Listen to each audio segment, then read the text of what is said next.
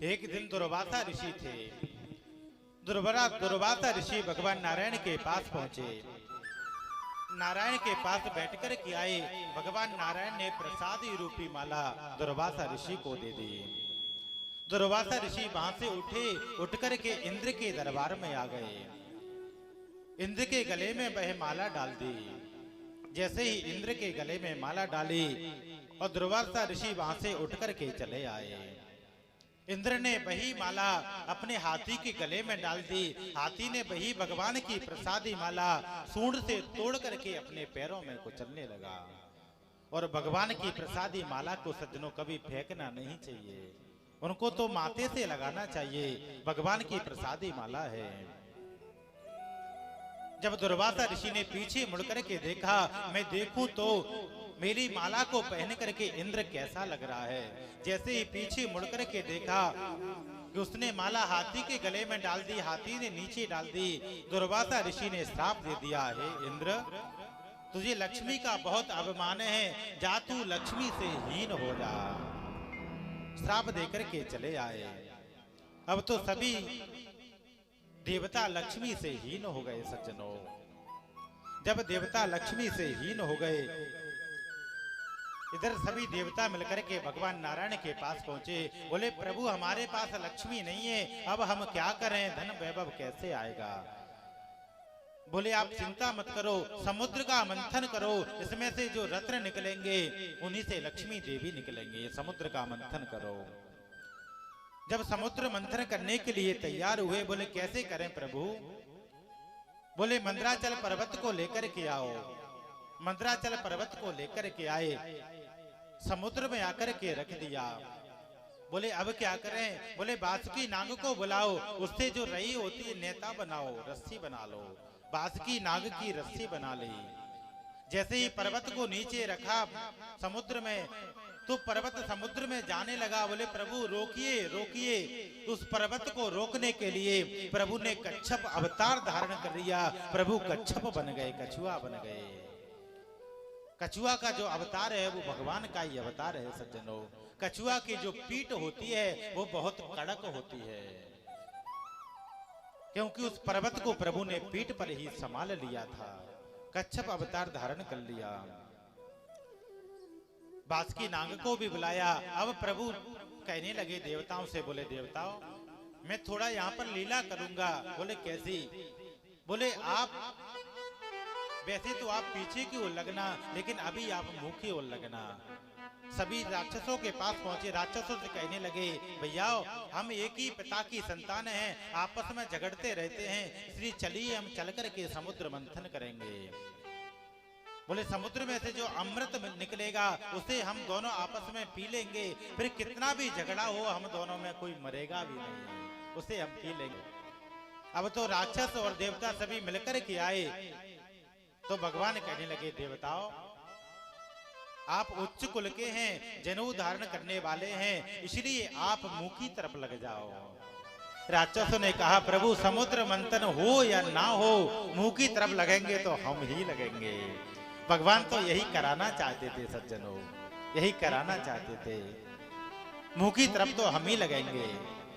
भगवान ने कहा राक्षसों आप दैत्य हो, आप चिंता मत करो, चलो मुंह की तरफ आप लग जाओ। दैत्य लोग मुंह की तरफ लग गए और देवता पूंछ की तरफ लग गए। कुछ लोग बड़े उल्टे होते हैं सज्जनों, उनसे यदि हम उल्टी बातें करें तो उनको सीधा लगता है, और सीधी बातें करें तो उल्टी लगती हैं। एक बार एक सज्जन थे, एक सज्जन, उनकी शादी हुई। शादी होने के बाद में उनकी जो पत्नी घर पर आई, वो पत्नी उनसे सदैव उल्टा ही चलती थी। उनकी पत्नी सदैव उल्टा ही चलती थी। जब वो उनके पति कहते थे देवी आए तो हम घर में खीर पूड़ी बनाएंगे, बोले नहीं मैं तो रोटी बनाऊंगी। सदैव वो उल्टी ही चलती थी। ऐसी बातें करके उसे पता चल गया पति देव को, यदि मैं इनसे उल्टी बातें कहूंगा तब सीधा काम होगा। बोले ठीक है। अब वो जो भी काम करवाना चाहते थे उनके पति उनसे उल्टी बात कहते थे तो वो काम को सीधा करती थी। उनकी पत्नी उल्टी चलने वाली थी। लेकिन एक दिन क्या हुआ, सभी गांव वाले जो थे उनके मन में विचार आया, भैया हम अब की बार गंगा जी में स्नान करने के लिए चलें। अच्छा अमावस्या आ रही है, गंगा जी में जाकर के स्नान करेंगे। बोले ठीक है। उसने घर पर आकर के कहा पत्नी से, बोले देवी सभी गांव वाले गंगा जी स्नान के लिए जा रहे हैं, हम नहीं जाएंगे स्नान के लिए, हम परेशान होकर के क्या करेंगे।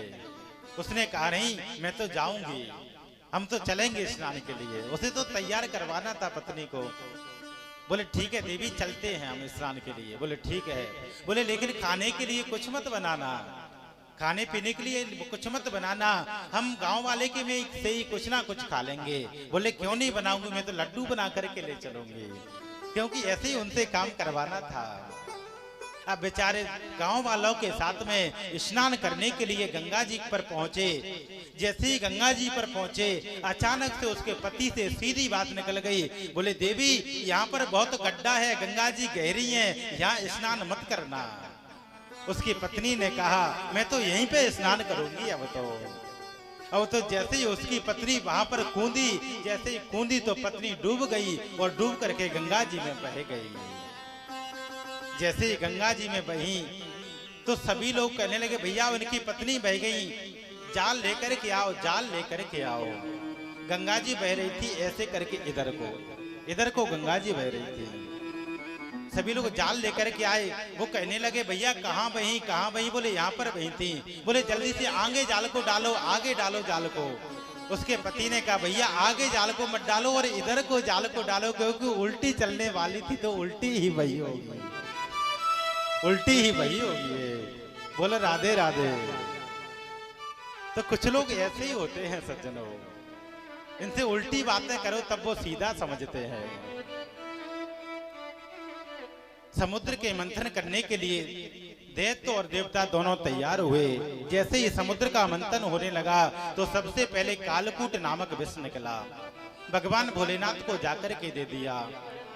फिर हाथी निकला, इंद्र को दे दिया। इस तरह से 14 रत्न निकले सज्जनों। 14 रत्न जब निकले तो सभी को दे दिया। उनके नाम मैं आपको बता देता हूं क्योंकि समय कम है। श्रीमणिरंभा बारुणी, अमिय शंख गजराज, कल्प वृक्ष ससुधेनु धनु, धनमंतरी विषबाज। सभी ने रत्नों को आदि को बांट लिया, पुनः मंथन किया। तो जैसे ही मंथन किया उसमें से लक्ष्मी जी भी निकल पड़े, समुद्र में से लक्ष्मी जी निकल पड़े।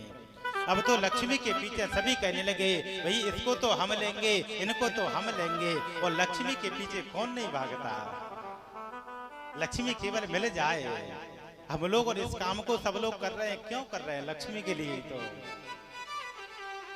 लक्ष्मी के पीछे सभी भागते हैं। अब तो सभी में झगड़ा होने लगा, बोले इसको हम लेंगे, बोले इनको हम लेंगे। अंत में जब झगड़ा होने लगा तो भगवान नारायण ने कहा एक काम करते हैं। बोले बताओ। ऋषि मुनि आ गए। बोले पहली लाइन हम ऋषि मुनि की लगाएंगे, लाइन लगा करके सभी बैठ जाओ। अब तो एक लाइन में ऋषि मुनि बैठे हुए हैं, दूसरी लाइन में सभी राक्षस बैठे हुए हैं, तीसरी लाइन में सभी देवता बैठे हुए हैं। और लक्ष्मी जी के हाथ में एक माला दे दी। बोले लक्ष्मी को जो भी अच्छा लगेगा उन्हीं के गले में ये माला को डाल देंगे, उन्हीं के गले में माला को डाल देंगे। अब तो जैसे ही लक्ष्मी जी को खड़ा किया, हाथ में माला दी, सबसे पहली लाइन में लक्ष्मी जी गई और सबसे पहले बैठे हुए हैं दुर्वासा ऋषि। जैसे ही लक्ष्मी जी लाइन में आने लगी, दुर्वासा जी ठीक से सतर होके बैठ गए कि मैं अच्छा लगूं और लक्ष्मी जी मेरे गले में माला को डाल गए। घूमते घूमते लक्ष्मी जी ने उनको भी अस्वीकार कर दिया, सभी राक्षसों को भी अस्वीकार कर दिया। फिर भगवान भोलेनाथ को देखा, बोले ये हैं तो बहुत अच्छे, कभी ये नाराज भी नहीं होते, लेकिन इनका रूप बड़ा अमंगल है, इसलिए इनको भी मैं अस्वीकार करती हूँ।